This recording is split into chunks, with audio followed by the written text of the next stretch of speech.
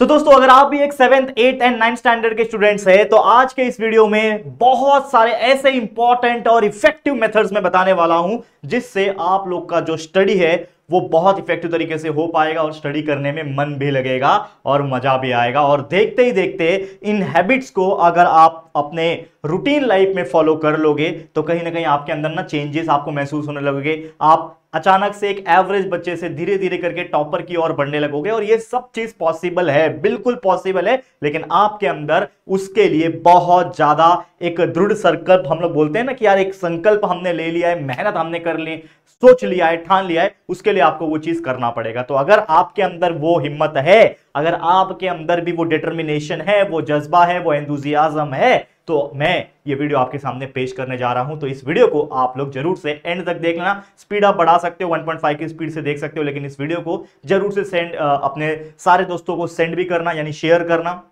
और एक छोटा सा लाइक का टारगेट भी दे देता हूं। तो एक छोटा सा लाइक का टारगेट है, ओनली 500 लाइक्स, ठीक है। तो 500 लाइक्स भी करवा देना, बहुत ज्यादा इफेक्टिव होगा, ठीक है। चलिए शुरुआत करते हैं। नमस्कार दोस्तों, मैं हूं राहुल जायसवाल एंड स्वागत करता हूं आप सभी का एक बार फिर हमारे यूट्यूब चैनल JR ट्यूटोरियल्स में।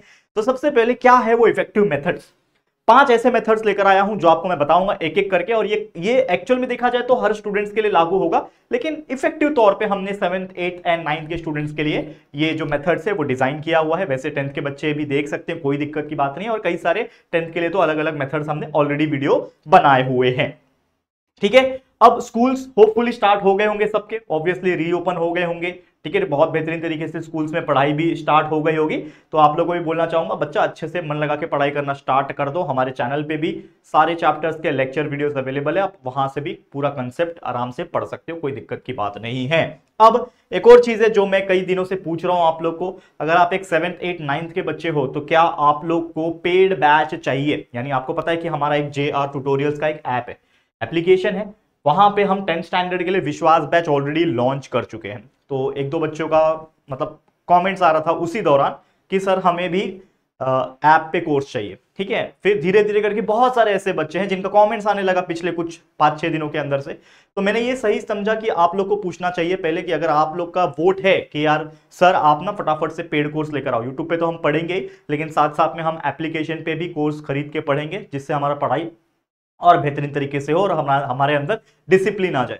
तो अगर 7वीं 8वीं 9वीं वालों आप लोग को भी पेड कोर्स चाहिए और हमारे ऐप से आके पढ़ना है तो let me know in the comment section. अगर कमेंट्स में बहुत ज्यादा कमेंट्स रहेंगे तो मैं जरूर से ऐप के अंदर आपके लिए भी कोर्स को लॉन्च कर दूंगा, ठीक है। ये बहुत जल्दी होगा, ठीक है, लेकिन उसके लिए कमेंट करना। चलिए अब आ जाते हैं टॉपिक पे। सबसे पहला जो है सेट क्लियर गोल्स। पहला मेथड क्या है आपके लिए कि आपको क्या करना है, अपने लिए एकदम क्लियर कट गोल निर्धारित कर लेना। अब इसका मतलब क्या हो गया, क्लियर गोल्स का मतलब ये होता है कि अगर आप एक 9th के स्टूडेंट हो तो आपको पता होना चाहिए कि मेरे आने वाले फर्स्ट यूनिट टेस्ट में मुझे कितना स्कोर करना है।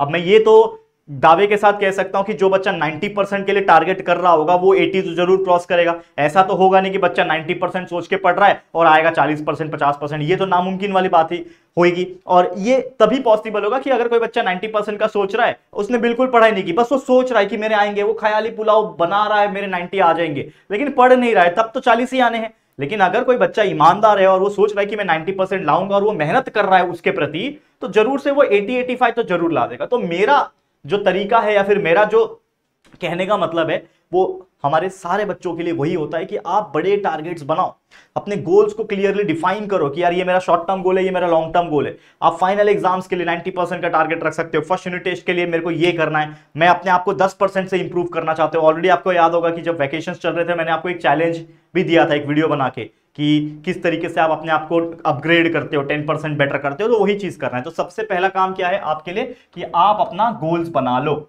आज ही एक बुक खरीद लो, एक डायरी खरीद लो छोटा सा, उसमें आप सारे अपने गोल्स लिखोगे। डेली गोल्स लिखो, ठीक है, 2-3 महीने वाले गोल्स लिखो, मंथली गोल्स लिखो, वीकली गोल्स लिखो, लॉन्ग टर्म, शॉर्ट टर्म, जो भी गोल्स आप बना सकते हो वो उसमें जरूर से लिखो, ठीक है। ये था आपका मेथड नंबर 1, ठीक है। दूसरा मेथड क्या है, यूज एक्टिव स्टडी टेक्निक्स। अब ये एक्टिव स्टडी टेक्निक्स क्या होता है, क्योंकि देखो हम बात तो कर रहे हैं स्टडी की, मतलब कैसे आप अपनी पढ़ाई को बेहतर कर सकते हो, क्योंकि टॉपिक ही वही है, हमारा आज के वीडियो का टाइटल वही है। तो हम ये आपको बता रहे हैं कि कुछ ऐसे टेक्निक्स है अगर आप फॉलो करोगे तो आपका पढ़ाई में मन भी लगेगा और शायद थोड़ा इंप्रूवमेंट होगा। उसमें से सबसे पहला चीज क्या करना है, आपको कंसेप्ट समझना है, जो कि आप वीडियो लेक्चर्स देख के समझ सकते हो अगर हमारे चैनल से पढ़ रहे हो तो। बाकी आप अपने स्कूल्स में जा रहे होंगे तो वहां पे तो पढ़ाया जा रहा है, आप ट्यूशन जा रहे होंगे वहां पे भी पढ़ाया जा रहा होगा, लेकिन आप घर पे बैठ के पढ़ना चाहते हो, सारा चैप्टर्स का मीनिंग समझना चाहते हो, कंसेप्ट समझना चाहते हो, मैथ्स के एग्जांपल्स को किस तरीके से सॉल्व किया जाता है वो सब समझना चाहते हो, एसएसटी हिस्ट्री ज्योग्राफी के लेक्चर्स को, चैप्टर्स का मीनिंग समझना चाहते हो, तो हमारे इसी चैनल पे सारे चैप्टर्स को हमने वीडियो के फॉर्म में बना के अपलोड करके रखा है, कोई दिक्कत की बात नहीं है। जैसे मैंने बोला, तो जैसे ही लेक्चर्स देखोगे उसके बाद क्या करना है, उन चैप्टर्स के आपने मान लो 2-3-4 लेक्चर्स देखा, उसमें सारा चैप्टर्स पढ़ा दिया मैंने, ठीक है। अब आप क्या करोगे, उस पर्टिकुलर चैप्टर के आप नोट्स निकालो, डाइजेस्ट निकालो, जिससे भी आप पढ़ते हो वो निकालो, और उसके जो भी क्वेश्चन आंसर्स पॉसिबल हो सके उसको बाय हार्ट करना स्टार्ट कर दो। अब बाय हार्ट का मतलब क्या होता है, अच्छे से समझा आपने, पहले अच्छे से समझा और फिर उसको याद किया। तो समझ के याद करने को रट्टा नहीं बोलते, लेकिन कुछ ऐसे भी लोग होते हैं जिनको चैप्टर में है क्या, चैप्टर का नाम तक नहीं मालूम है और सीधा वो डाइजेस्ट लेके क्वेश्चन आंसर्स को रटारट याद करना शुरू कर देते हैं, और वो याद भी हो जाता है उनसे, क्योंकि वो एक्सपर्ट होते हैं याद करने में, चीजें मेमोराइज करने में। और हमारा स्कूल्स भी ना यही सिखाते हैं, हमारा एजुकेशन सिस्टम ही ऐसा है कि वो ना क्यूरियोसिटी जब डेवलप नहीं कराता, वो ये देखता है कि तेरा मेमोरी पावर कितना है। और मैं इस चीज के कहीं ना कहीं खिलाफ भी हूं यार, क्योंकि मुझे ऐसा लगता है कि हम सबने बचपन में ज्यादातर रट्टा मार के आगे बढ़े, लेकिन कहने का मतलब ये होता है कि रट्टा मारा वो चीज तो हम 1 साल 2 साल के बाद चीजें भूल जाएगी, तब क्या होगा। लेकिन जिनका कंसेप्ट क्लियर था, जिन्होंने पहले डीप में जाके समझा ये क्यों हो रहा है, तो क्यों ये रॉकेट उड़ रहा है, तो क्यों उड़ रहा है, एरोप्लेन उड़ रहा है, तो क्यों उड़ रहा है, तो वही लोग आगे जाके डॉक्टर्स, इंजीनियर्स और बड़े बड़े पोस्ट पे गए हैं ना, नहीं तो सभी लोग पहुंच जाते। समझ रहे हो कहने का मतलब मेरा। तो आपको उसके काबिल बनने के लिए आपको अभी से ही कंसेप्ट पे फोकस करना पड़ेगा, ना कि एकदम आंख बंद करके रट्टा वाला।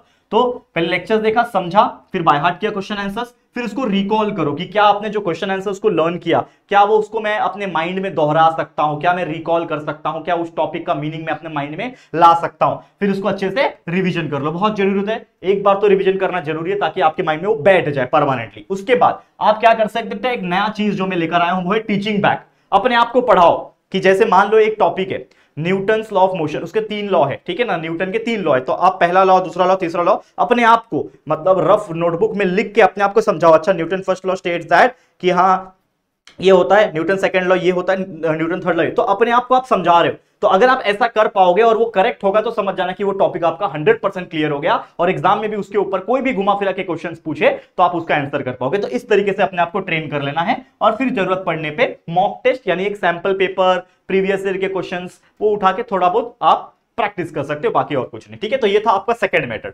तीसरा मेथड ये है मेक प्रॉपर स्टडी स्केड्यूल। अब ये होता है स्केड्यूल का मतलब होता है टाइम टेबल। ऑलरेडी कई सारे वीडियोस हम टाइम मैनेजमेंट, स्केड्यूल, स्ट्रैटेजी के ऊपर रिसेंट में बना के अपलोड कर चुके हैं। आप इसी चैनल के वीडियो सेक्शन में जाके चेकआउट करना। 7 से 8 में आगे तो क्या करना है, 8 से 9th में आगे तो क्या करना है, 9 से 10th में आगे तो क्या करना है, ऐसे लाइन लगे हुए हमारे वीडियोस के, हमारे इसी चैनल के वीडियो सेक्शन में एक बार जाके स्क्रॉल करके देखो, आपको मिल जाएगा। तो वो तो देख ही लेना है, लेकिन स्केड्यूल का मतलब ये होता है कि सबसे पहले आप क्या करो, मैं आपको सजेस्ट करता हूं एक कैलेंडर ले लो।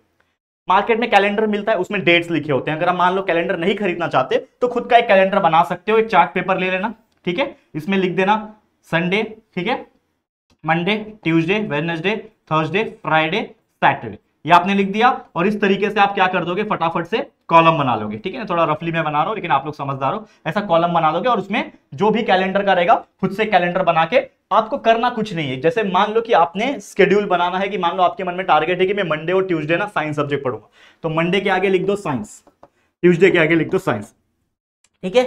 मान लो वेडनेसडे थर्सडे को आप क्या करोगे, मैथ्स पढ़ोगे, तो यहाँ पे लिख दो मैथ्स, यहाँ पे लिख दो मैथ्स। फ्राइडे और सैटरडे को आप पढ़ोगे सोशल स्टडी, तो एसएसटी लिख देना, एसएसटी लिख देना। इस हिसाब से पूरे महीने का कैलेंडर बना के रख लो। और कैलेंडर बना के रखने के बाद आपको ये तो हम पता है कि मेरे को आज साइंस पढ़ना है, लेकिन साइंस में भी क्या पढ़ना है उसके लिए अलग से कॉलम्स बना के चलोगे कि अच्छा मेरा ये वाला चल रहा है, आज मेरे को ये पढ़ना है। सुबह उठते ही सबसे पहले वो चीज रिकॉल करना है, आज मुझे करना क्या है पूरे दिन में। अच्छा, आज मेरे को ये स्टडी करना है, अच्छा दोपहर में मुझे स्कूल जाना है, अच्छा शाम को मेरे को होमवर्क करना है, अच्छा मम्मी ने ये काम बोला था करने के लिए। तो ये सारी चीज आपके माइंड में क्लियर होना चाहिए, और नहीं होती है क्लियर तो लिख के लिया करो, छोटी छोटी रफ एंड राइटिंग में, कोई दिक्कत की बात नहीं है, ठीक है। उसके बाद सब्जेक्ट्स को अल्टरनेटिव लेना। जैसे मैंने यहां पे क्या बोला कि साइंस लिया, अब लगातार 4 दिन साइंस पढ़ोगे तो बोर हो जाओगे, तो मैक्स टू मैक्स 2 दिन साइंस पढ़ लिया, उसके बाद सब्जेक्ट चेंज किया, मैथ्स पढ़ लिया तो 1 दिन मैथ्स, 2 दिन मैथ्स पढ़ लिया, फिर बोर होने लगा, फिर उसके बाद दूसरा सब्जेक्ट। तो ऐसे अल्टरनेट तरीके से सब्जेक्ट्स को रिपीट करते रहोगे ना अलग अलग दिन में, तो आपका मन लगा रहेगा। और आप पोमोडोरो टेक्निक फॉलो कर सकते हो, जैसे मैं ये कई बार बता चुका हूं। जैसे मान लो आप 2 घंटा पढ़ना चाहते हो, तो 2 घंटे में आपको करना क्या है, पहला 1 घंटा आपने पढ़ा, ठीक है, पहले 1 घंटा पढ़ा, मजा आ गया पढ़ के, लेकिन आप बोर होने लगा, तो उसके बाद 15 मिनट का ब्रेक ले लिया, ठीक है। उसके बाद फिर 45 मिनट पढ़ लिया, ठीक है, तो कुल मिला के कितना हो गया, 2 घंटा हो गया, ठीक है। तो 2 घंटे में आपने 15 मिनट ब्रेक भी ले लिया, और 1.45 यानी 1 घंटा 45 मिनट पढ़ाई भी कर लिया। तो जो बच्चे लॉन्ग पढ़ना चाहते हैं वो ऐसे बीच बीच में छोटे छोटे ब्रेक्स लेते रहे, जिससे आपका मन लगा रहेगा। तो ये था आपका तीसरा मेथड, बहुत इफेक्टिव मेथड था, अच्छी तरीके से समझा दिया।